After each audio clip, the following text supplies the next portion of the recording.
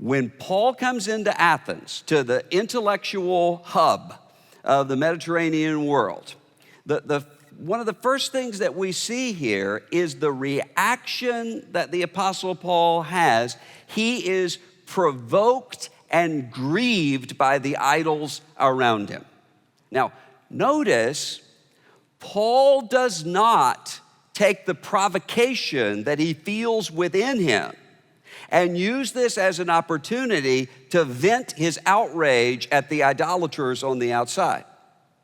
Nor, though, does Paul simply become accustomed to all of this idolatry. Well, of course there are statues, and of course there are temples. This is Athens. This is the place where there's going to be all of these things. Paul is grieved within his spirit at the presence of idolatry.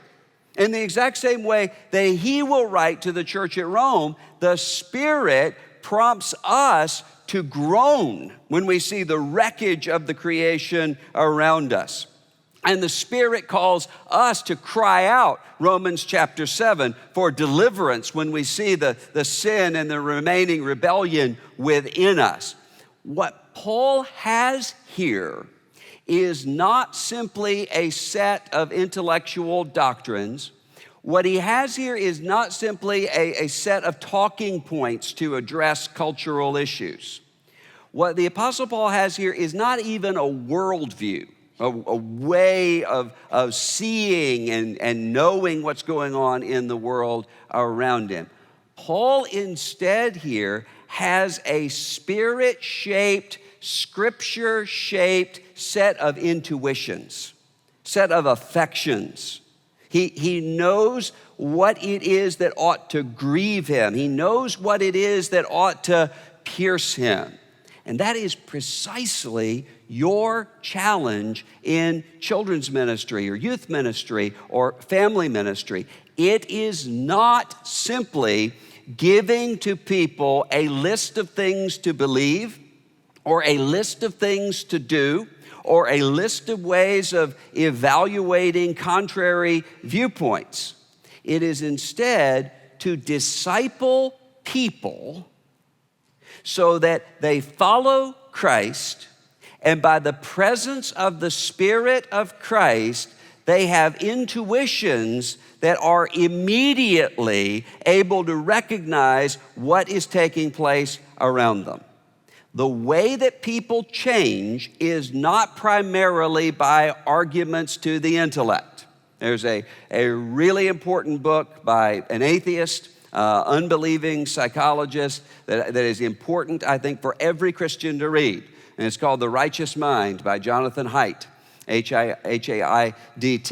And one of the things that Haidt does in all of these studies is to say everybody assumes that people make decisions first and foremost on the basis of what they think.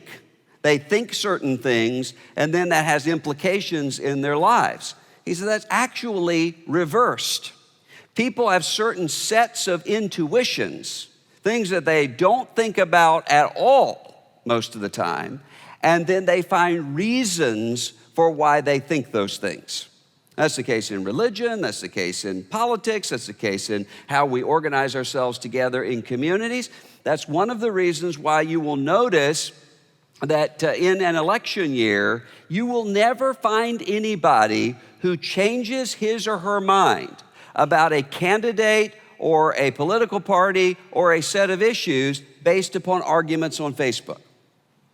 As a matter of fact, when they have done studies to say, what do these political postings on Facebook change? Whose mind do they change? What they found is they change virtually no one's mind except in one area, and that is to defriend the person who is posting those things. That's the only action item that they could ever find actually taking place. Well, why is that?